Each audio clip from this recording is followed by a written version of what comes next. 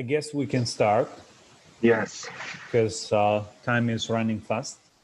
So thank you very much to everyone for being here with us. So I'm Davide Castellani. I'm Professor of Banking and Finance at the University of Bergamo. And I'm here also with Max Nino Zarazua, who is co-head of the Action Group.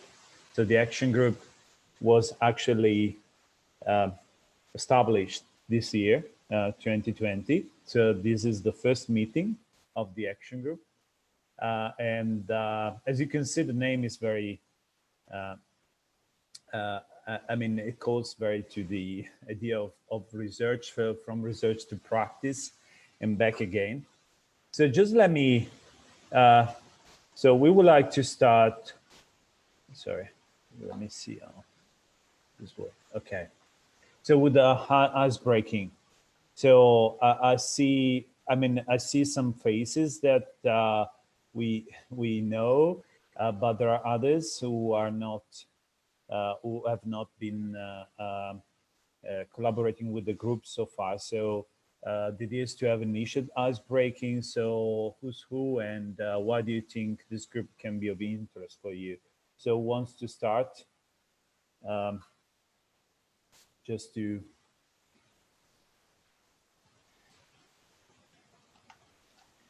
So, hi, I can go ahead and start. Yes, yes, great, thank you. My name is Alexandra Sanchez. I go in short with Alexa. I'm a partner at PHP Development, and we do research projects, creation of knowledge products, as well as implementation and training. We're a consultant firm, and I find this topic very interesting because our projects are a bit divided in silos of implementation or research and strategies. And so we've always had this discussion of how we can move things from the research to actually have an impact later with that research. So I think this, the topic of the action group really called out to me. Okay, thank you very much, Alexa. Anyone else wants to? So this is Lucia from a rating agency called MFR. Pleasure to be with you, and simplifying financial service providers have data and researchers have the skill to analyze those data. So there's great complementarity that can be exploited further because the two share the purpose of achieving the best impact. Then things are a bit more complex than this, but this is my personal motivation to make this work more efficiently. Thank you, Lucia. Good morning. This is Patricia speaking. I work for the International Labour Organization, Social Finance. It's a UN agency, the ILO, and as such, we do have a lot of projects in the field. We typically follow this idea of testing out new things, getting research done around them and promoting the results. However, we very rarely have the time to do the research on our own. So that's why we are always interested in actually collaborating with the academic world. And this is basically our interest in this action group. Thank you, Patricia. I would like to, you hear me, Davide? Yes. Yes, to everybody, hello, I am Natalia Realpe, Director of EDERA, and I've been here collaborating with the Action Group already since last year. At EDERA, we are software providers for impact assessment, data collection, and also we have an e-learning platform and developing a social platform network, EDERA Connect. And here I've shared that we have a lot of common activities from the action group Green, Inclusive and Climate Smart Finance that can be conducted together. And as well, we are developing online library and doing e-learning courses so that you can also profit from the platform as well. Thank you, Natalia.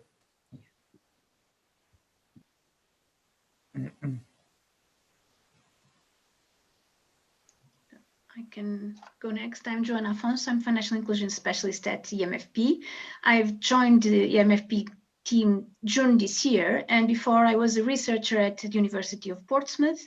With Davide, when we started talking about this action group, and so I have been involved since the beginning in this as well. And I've been both researcher and practitioner, so for me this makes all sense, and the links between the two are very important. Thank you, Joanna. Yes, it's a pity that you moved to the other side, but yes, I mean, I think there is still space for great collaboration. So, anyone else wants to go? Well, my name is Laura Vigano from the University of Bergamo.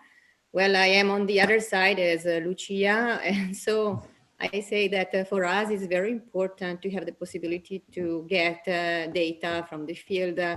I'm so old that I started doing research in what was called rural finance at that time, that we had to struggle to get data. We had to construct all our databases, and it was very difficult.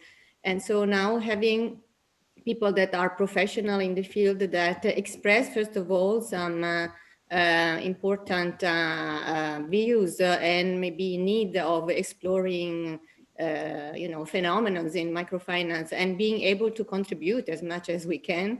It's very important. And even on our perspective, I think that being a researcher should always be something that has an impact in the real life of people. And this is why I chose to do so. So this is why I'm here. Thank you, Laura. Besides working with Davide, it's another reason why we are together on that. Yes. It's a bit hard not to say no to Davide, right? I introduced myself as well. I haven't had the chance. My name is Max Niño Sarasua. Sorry, Max. Hans was started to speak, but I mean, you can. Sorry. Yes. Yes. Sorry. Yes. Go ahead. Sorry. So shall I continue? Okay. I was struggling with the equipment here. Sorry, Hans. I couldn't hear. Sorry. Please go ahead. I'm Hans-Dieter Seibel, Professor Emeritus for the past 15 years at the University of Cologne. I discovered microfinance in the early 60s during my dissertation work in Nigeria among factory workers. Many of the factory workers were members of an ESUSU. We've heard the term SUSU several times now during this meeting. This is a rotating savings club. Well, after the dissertation, then I went to Liberia and studied rotating and non-rotating, accumulating savings and credit associations in all 17 ethnic groups. And after that, published lots of things about this and then did other things. But in the early 80s, I looked back at my publications and thought, for whom do you publish all this? You get quoted, you get footnotes, but what else? Who does anything? And then I decided, okay, I have to jump over to practice. And what I did, I invented linking banks and self-help groups. I convinced the ministry and GTZ that this was something worthwhile pursuing. Then designed a project framework, which was accepted by APRACA, the Asian Pacific Regional and Agricultural Credit Association. We can establish the first project in Indonesia as the project manager with the central bank, and we had similar projects then in the Philippines and in Thailand and subsequently in India. Okay, ever since I've been moving in these two worlds, theory and practice. Thank you for listening to all of this. I won't lecture more. Thank you, Hans. Thank you, Hans. So I gotta say that the case of Indonesia is the case that I've been used a lot while teaching my course in microfinance, also Laura, to show how the best practices in microfinance, at least as it was in in that period. Max, do you want to go? Yes, thank you, Davide, and nice to see you again, Hans. We met last year in the conference, and we were chatting a little bit, you know, in the foyer. Yes, it's very nice to see you all.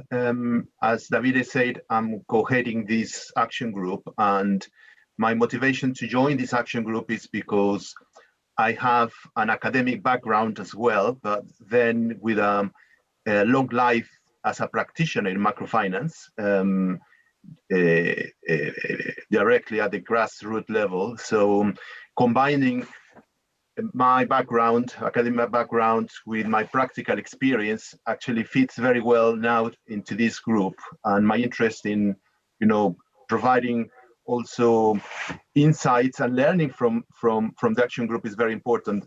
Currently, I work as a consultant, but also half of my time I'm implementing a program for the British Embassy in Mexico to expand financial inclusion in Mexico through fintech and also other initiatives. So it's very good to have that experience, but also share with you from the academic point of view how we can do that better. So I'm very happy to see you all here. Thank you, Max. So anyone else, or well, I can introduce myself. So I'm Linda Celeste. I'm from ADA.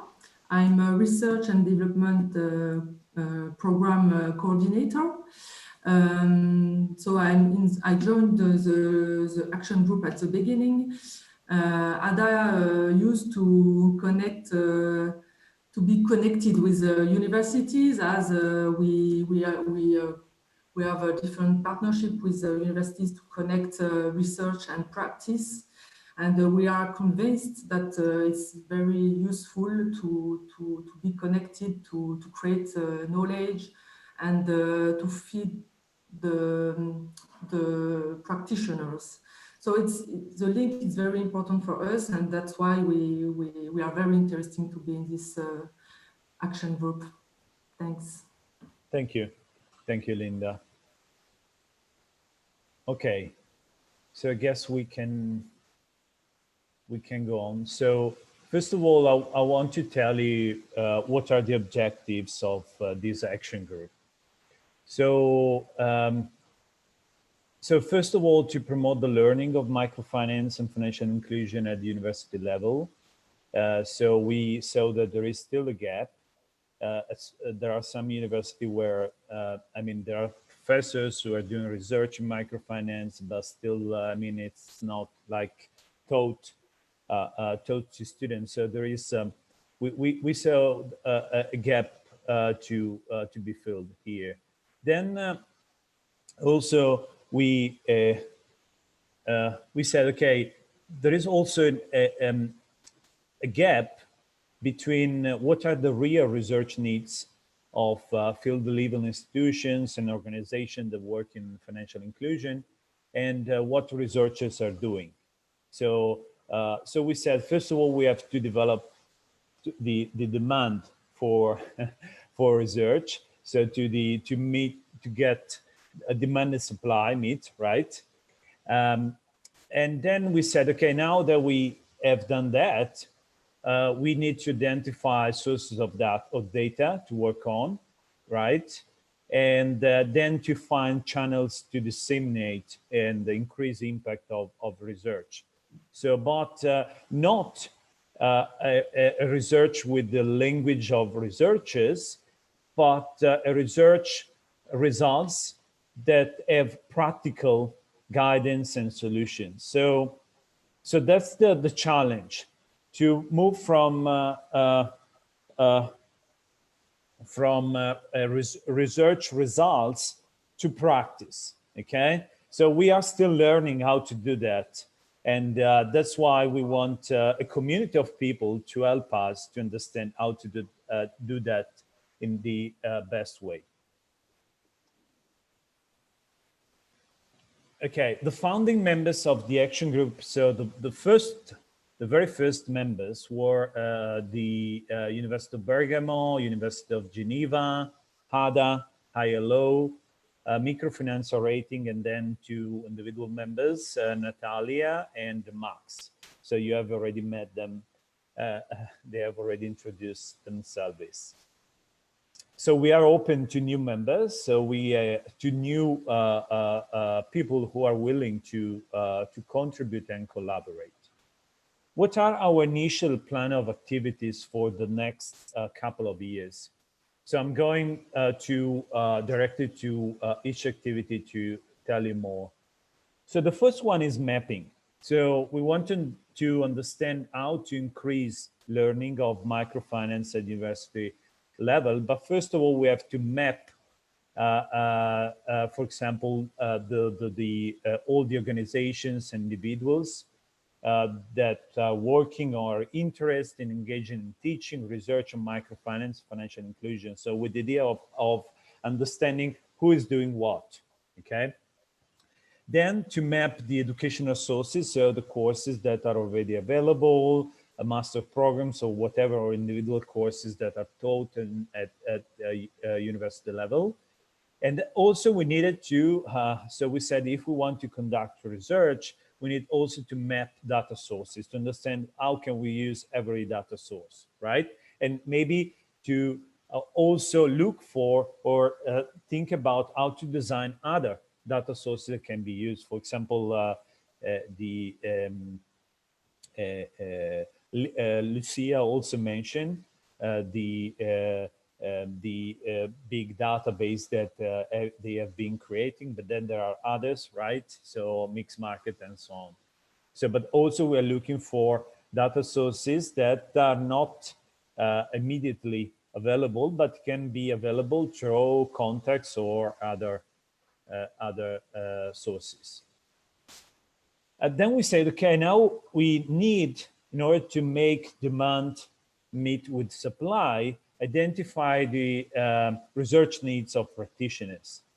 So, and then to also refine them, not just to, so to say, okay, first of all, we have to identify the needs, transform the needs in research questions, conduct the research, and then transform the results into practical guidance. So this is the mechanism that we have in mind and we want to follow. So first of all, we said we have to identify the research needs and the resources available for research through a survey. So what we want to do is to start with the members of the European Microfinance Platform, the practitioners, but also researchers, and to see what are the research needs, okay? What they think it might be useful to investigate more, and on which it will be more interesting to draw practical guidance. Okay, then the third activity is to say, okay, now we have to elaborate on the research, and so our intention is to publish a biannual or annual research digest on specific topics, so topics that are identified in the survey. So the survey is a guidance of what are the needs, right? So, and then in the research digest, the effort we want to make, as we said, is to transform the research into practitioner-friendly language, into practices that can be immediately applied by practitioners, and to disseminate the results through sessions, workshops at the European Microfinance Week, at the African Microfinance Week. So as channels to promote the results of the research. And last but not least, to organize short webinars and in-class seminars for university students to promote the learning of microfinance. So this was one of the activities that, for example, we conducted in the framework of the University Meets Microfinance program. And I think was one of the most successful, because I have I did many seminars in the framework of the UMM for universities here in Europe, in Italy, but also in other countries in Europe. And I was very shocked by the huge participation of students. So it was like, for me, like, okay, there is a big interest. But then the UMM program finished at the end of 2015.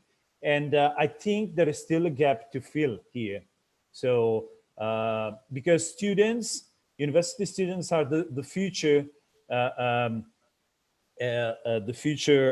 workers in the microfinance field. So they are the, if we can promote the interest at the university level, we can have much more human resources to rely on, right, in microfinance. So that's the fourth activity. So now I leave the, yes. Sorry, Davide, there is a question from Patricia. Yes. If you can go a bit deeper into what you mean by resources. I think it's in the, not in the previous slide, but in the one before. Oh, yes. So you mean educational, no, data sources? No, I actually mean it was when you spoke, you said that the mapping would also include resources. And since we are coming on the one hand from the research side, but also more from the policy or from the practitioner side, I think with resources, we all understand something different. So some might understand in terms of resources. For us, a resource would be a researcher that actually would do work for us.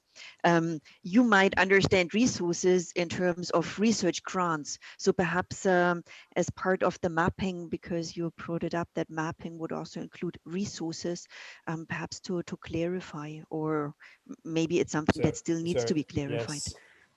So no, I made a mistake. So I meant sources, sorry.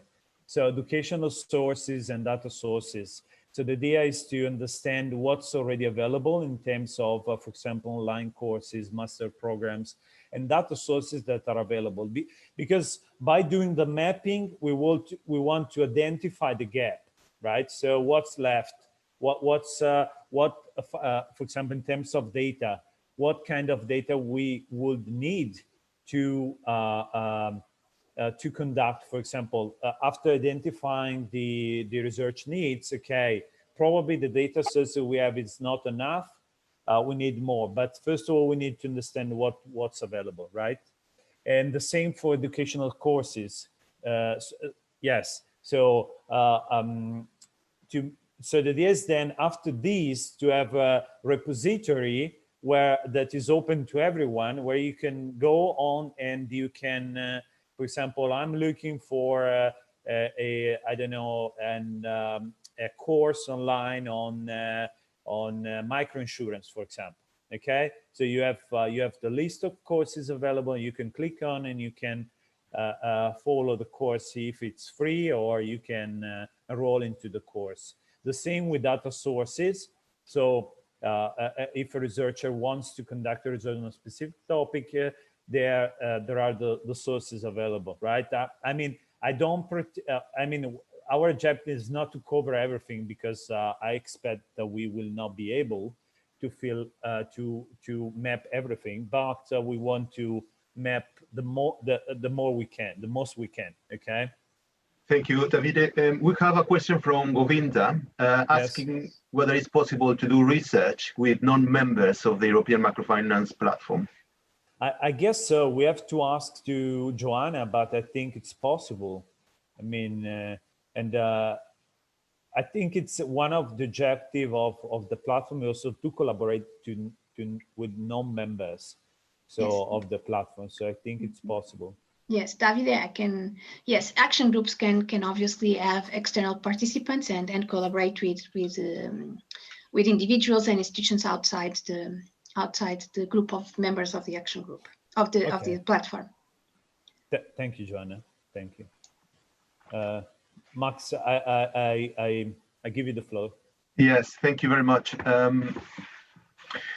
Well, as David pointed out, we are working on our first research digest, and as you know, we had a presentation, and I hope you had the opportunity to join us in our session on Wednesday, where we presented some preliminary results of our research, which is trying to find out the effects of the COVID-19 pandemic on the financial inclusion value chain. And this is work in progress. We have reviewed more than 80 reports, papers, newspapers, articles, and it's still, adding more information because this is, as you know, a very alive topic. We have attended webinars to also get experience from other colleagues and countries into this situation. We are very interested in how the pandemic has brought challenges and risks to different key actors in the value chain. And when we mean key actors, we talk from investors, microfinance institutions, so financial service providers, regulators, other service providers, and of course, clients. So in order to get more information from these key actors, we have conducted around 25 semi-structured interviews with MFIs, with regulators, also with investors, to get some flavor from their experience. And we are exploring, as I said, risks and challenges, but also opportunities. So we understand that the situation has affected the value chain very differently according to different characteristics. Sometimes it's the size, sometimes it's the capacity they have, sometimes the circumstances or the support they get from the regulators or investors. So we are really bringing a lot of different experiences into this research. And after the conduction of these semi-structured interviews, we are working on the analysis. And this is more qualitative analysis of all this information. It's a huge amount of information where we are analyzing all these different aspects and identifying where are the drivers of their decisions and how their decisions are related to the other actors and how these interactions are playing in this pandemic. So we have, as I said, very preliminary results that we shared in our session on Wednesday. And this is work in progress as well. So we would like to give you a flavor of what we have got so far. So we prepare a video. It's a very short video that we would like you to see. So David, if you can play it. Thank you very much.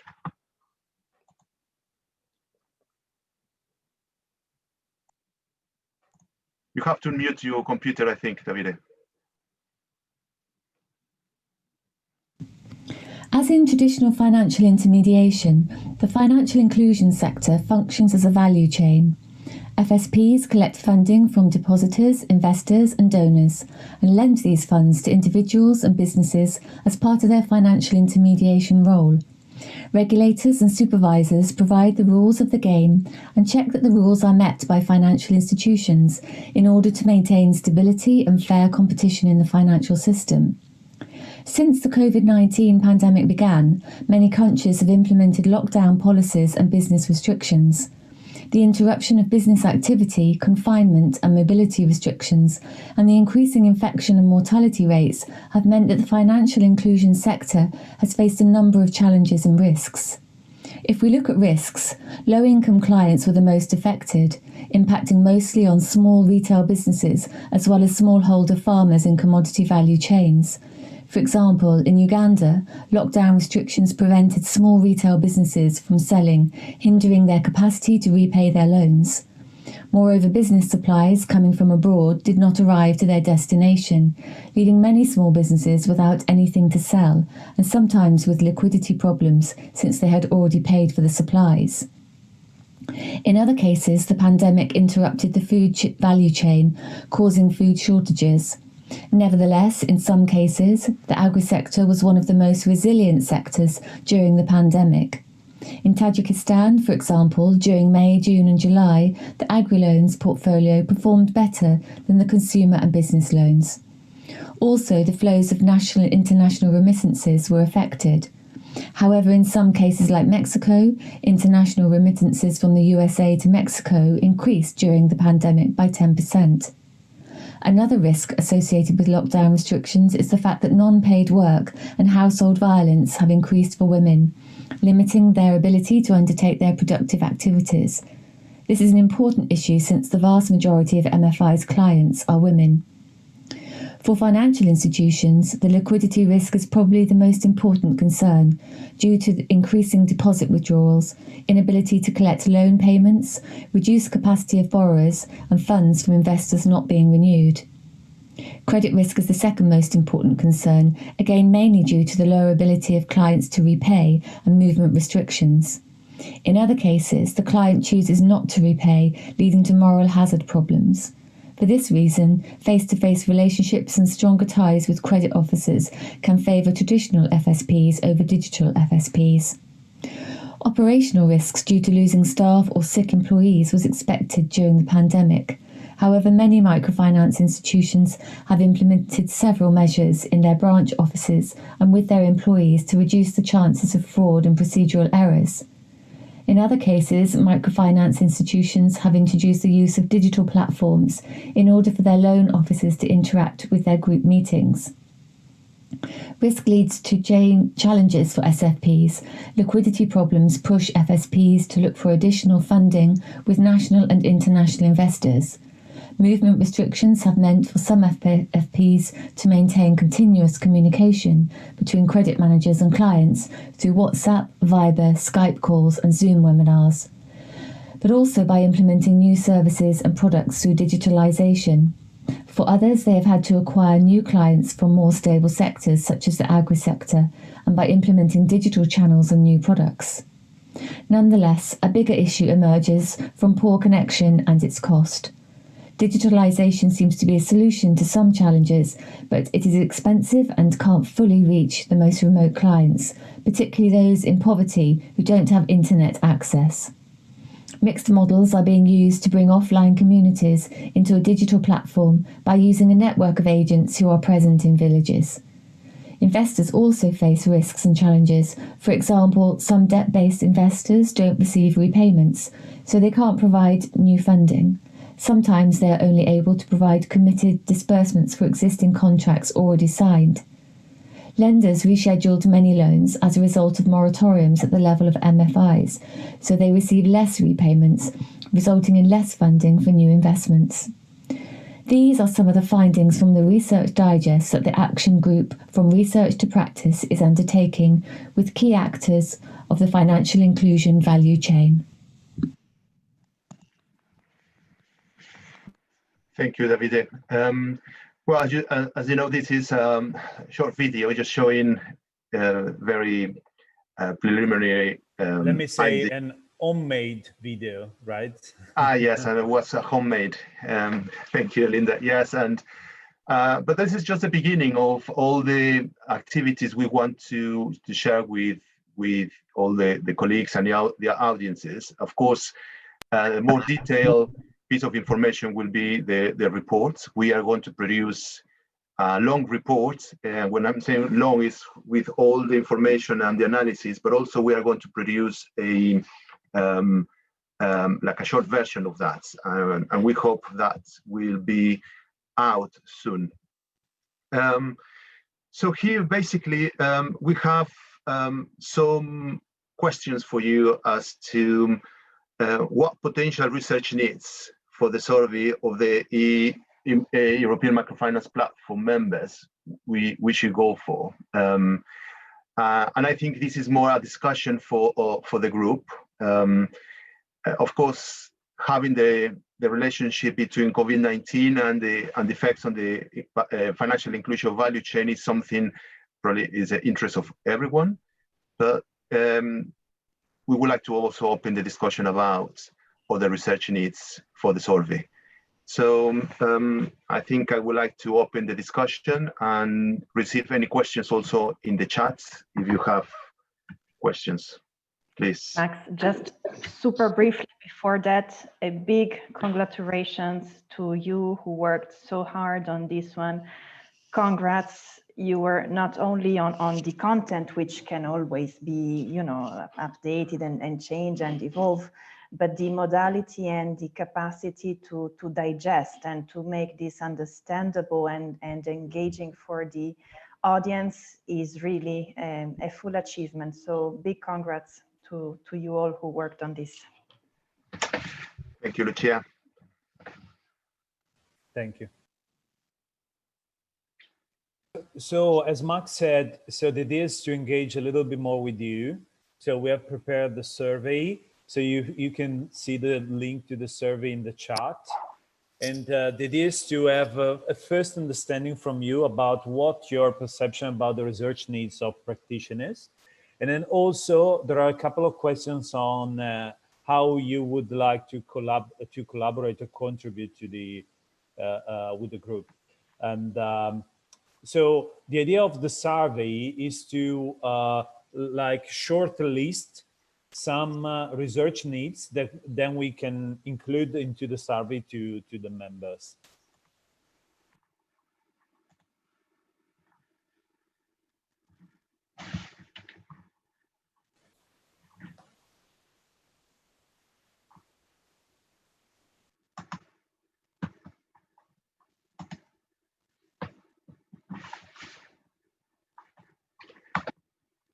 Yes. Have you had a chance to access the survey? I tried to project the survey on my screen, but I don't think I was doing well. Just to know if you have access to the survey. Yes, we already have an answer that's working. Okay, great.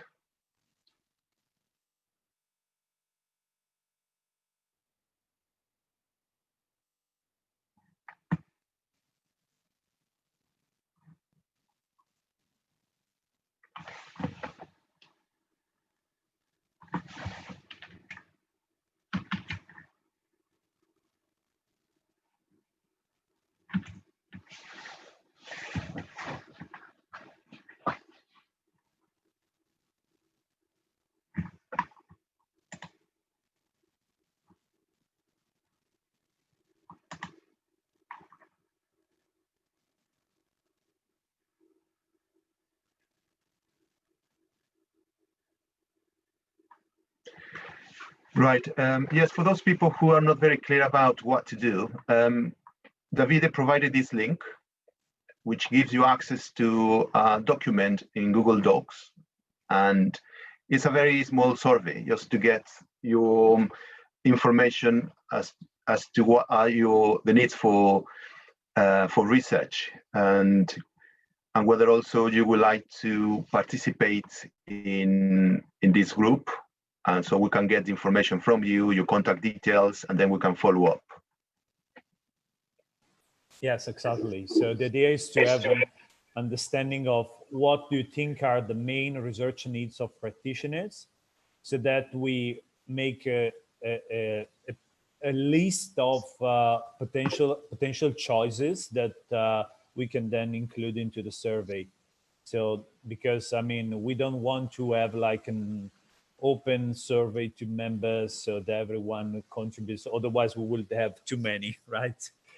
Everyone thinking different things. But I mean, they did also to maybe have an understanding of the ranking of the priorities they have in terms of research. So that's the idea. Yes, in the chat you can find the link that Davide is sharing on the screen. You can find it in the chat of this group. Also, Beatriz is asking whether the video is available. And yes, we will make it available. We need to work out a version which is not too heavy. But yes, we will probably place the video in our in the website of the action group, so you can access to it.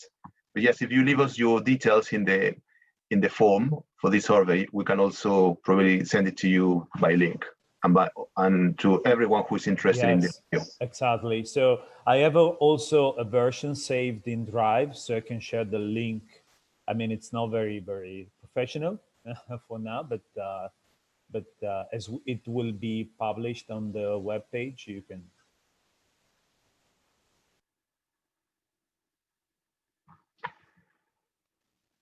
Right. I suppose while we are, or people are filling the survey, we can discuss our last part of the session, which is basically we would like also other people to get involved in our action group.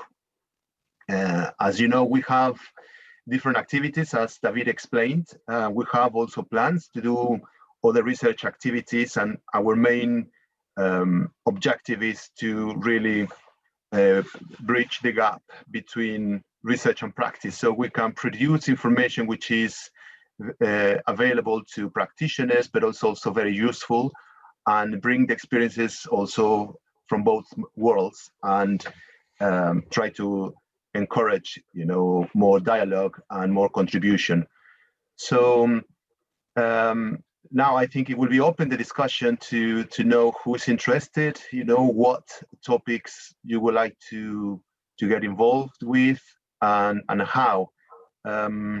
So it's very open now to the discussion of the group. So we can also hear your opinion about what we're doing, if you think it's worth keeping on.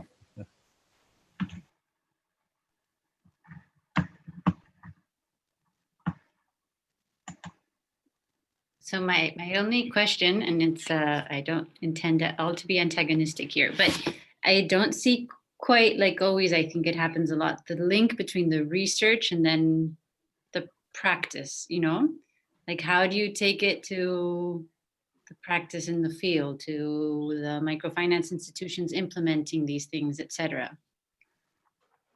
Like, is the idea for it to stop at the university level, or do you intend for it to reach more the field level?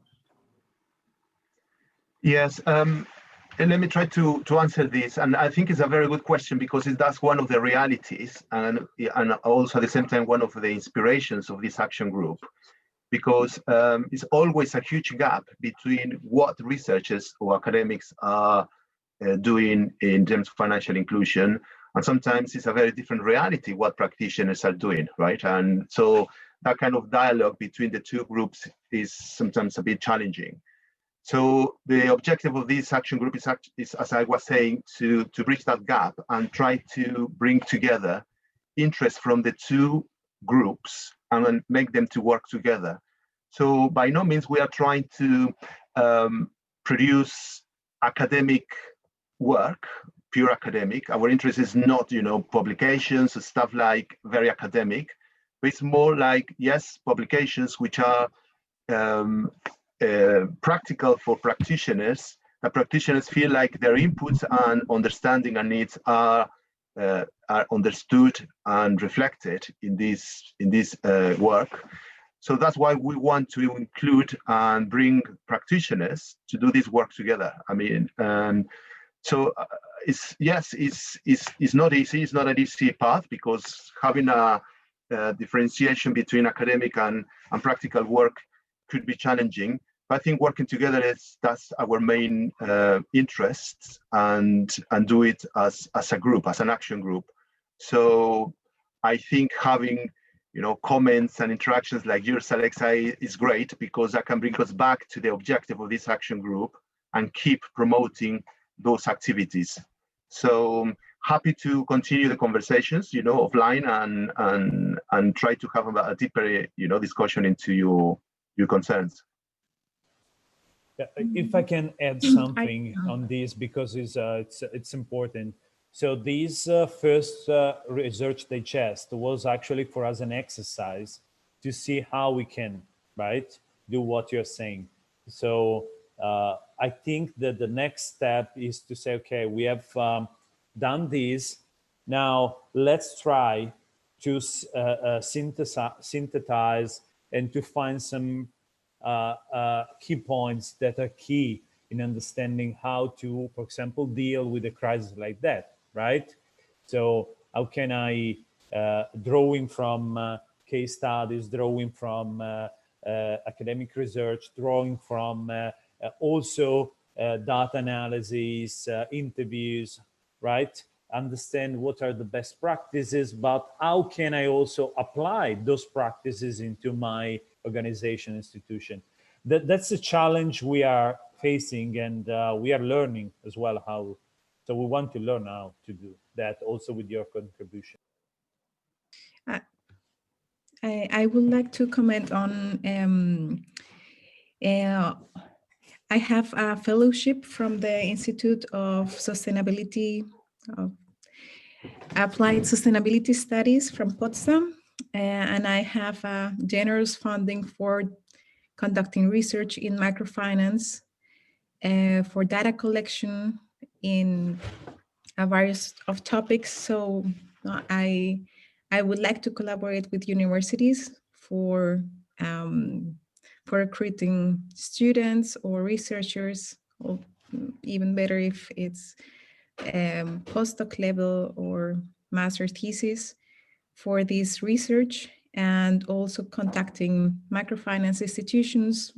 Like there will be also funding for supporting them in these research activities.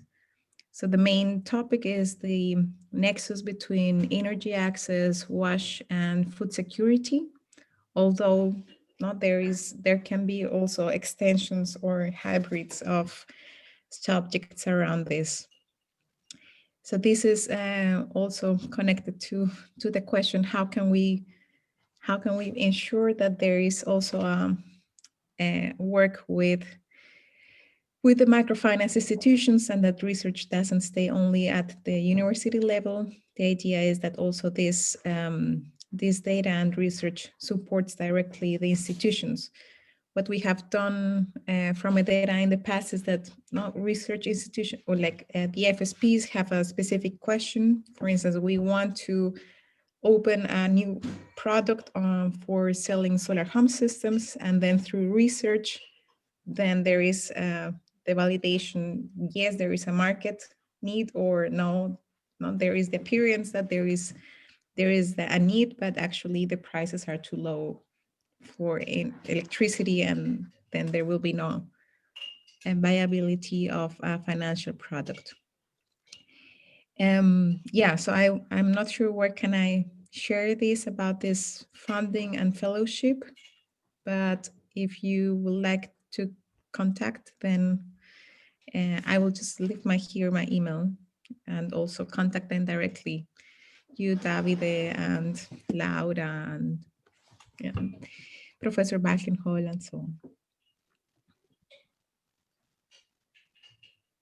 Yes, thanks, Natalia. Yes. Yeah, I think. Yes, maybe you can send an email explaining what are your needs, and then we can also yes, promote it yes, among those who are willing to. That would be nice.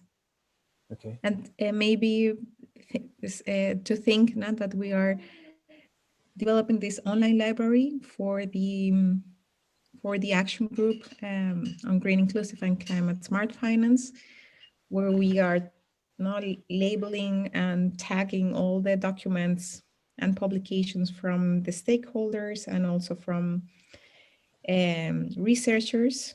And maybe such a structured online library could be useful for you. Maybe also to extend the amount of tags, or like to do a wider spectrum of microfinance, and how each professor does the research in this. Okay, thank you. Anyone else? So we have, I think, a couple of 5 minutes left. Just to stress, it may be simplistic and frustrating from academic point of view, but just to stress how so important is the way content is delivered beside the content itself, if we want this group to achieve its objective. And so congrats again for this solution, which is definitely very effective, and I think if this is the direction, it will be a successful one. Then the specific content, this is exceptional time, and for some time, maybe the research agenda may be, quite driven by this, unfortunately. But again, on the form, big congrats. Thank you. No, I mean, we are not here to collect compliments and then congratulations, but they are very welcome. So, so we want to understand if we are on the right track, and we are here to recruit new members, because we want really to create a community. So we have been working, the two of us, over the last 5 months together with the research assistant, and it's been very demanding. So, and having more people collaborating, also for feedback, because everyone can contribute with their own experience, their own knowledge of the field. So, I mean, it's very important to grow up. Yes, thank you for the very good feedback to the video, and yes, your feedback and also suggestions as to how we can do better dissemination, which is more effective, like coming from Alexa's comments about, really sending the message to practitioners and making them to feel heard is important. So you have any other ideas on how we can also spread the word of this work beyond, the traditional means? I think that would be also good. So as Davide said, we are very open to receive new members in our action group, and I think it will make much better to have diversity, where two men and the research assistant is a girl, but also always having a gender balance will be much better, and it's, especially with all the ideas and also work that we are doing. So welcome all your interest as well. Well, can you hear me? Yes. I would like to join the action group. I was caught by surprise to see my picture here on the screen. I must have registered for that some months ago, but I'm very happy to be here. Actually, when I looked through the program, I thought, well, that's the session I want to attend, as I did. But I wasn't quite ready for contributions, so I would prefer to correspond with David and Max or whoever else. I might have a few things to say on this. It's a complex field, as you all know, of course. So I would be very happy to join and see what we can do together, what I can do as a retiree, actually. So I've stopped doing my consultancies, and but I'm still open for working with you. Thank you. I'm very happy to have been here and have to have met you, and to meet again some of you who I've met in the past. Okay, you're not in Luxembourg now. Well, I hope we can meet again the next year.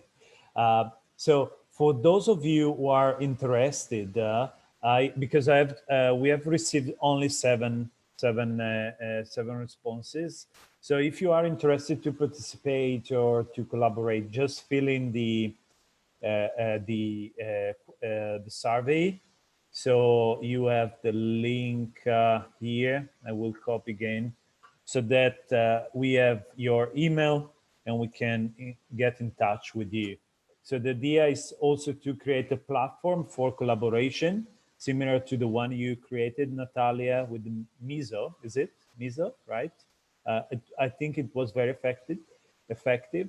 And yeah, Miro. Mm-hmm. Miro, yes. Okay. Yes. Yes. So we can think about about something like that to collaborate together. I have a question for yes. Linda, because she says that you could organize workshops between researchers and practitioners. We had collected like a group of researchers that would like to do some research. How will this workshop look like, Linda, or how can we organize it also with you, Davide, and Max?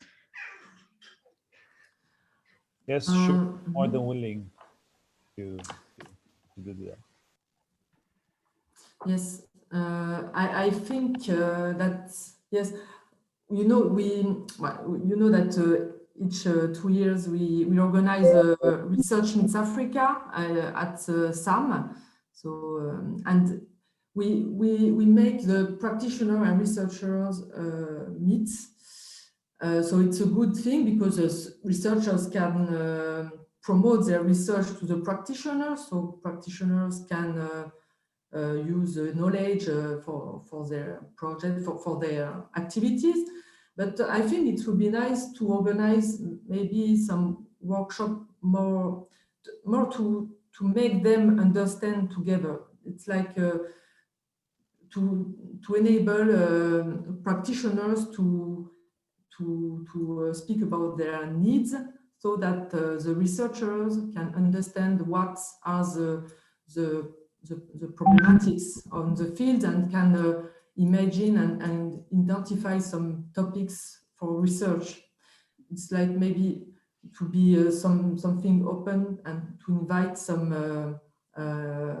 researchers interested in one topic, and also invite practitioners, and so that through Zoom, for example, for now it's not possible physically, but it would be nice to make them meet and maybe identify some opportunities for them to work together, because I know that some researchers need some data, and ADA used to make data available for researchers, some qualitative data, or to connect researchers with our partners to make interviews, for example.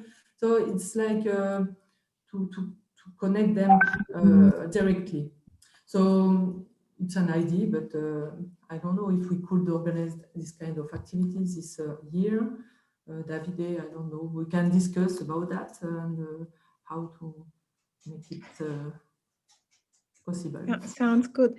I have to leave very soon. I just wanted to pose one question, and maybe so that we don't start from scratch. But University Meets Microfinance has a huge archive, and they have, I think there was also a work digesting all the research that was accumulated there. And I'm not sure if somebody of you has still contact with someone from the group before, or if we can contact Positive Planet, if there could be a way, how can we contribute, not like this could contribute to the mapping, and as well to what were like the basic research lines that there were. I could go through my emails, but I think we can still contact people. What do you think? Well, I think, Natalia, I think that's a very good idea, because I'm sure that action group builds a wealth of, contacts, networks, and also experience that what we can capitalize. We understand that the two groups share common interests, probably they are not exactly the same, but they share a lot of common interests. So I think it will be good to kind of use those resources or those assets, and strengthen our action group as well. So yes, if you can help us with that, that will be great as well.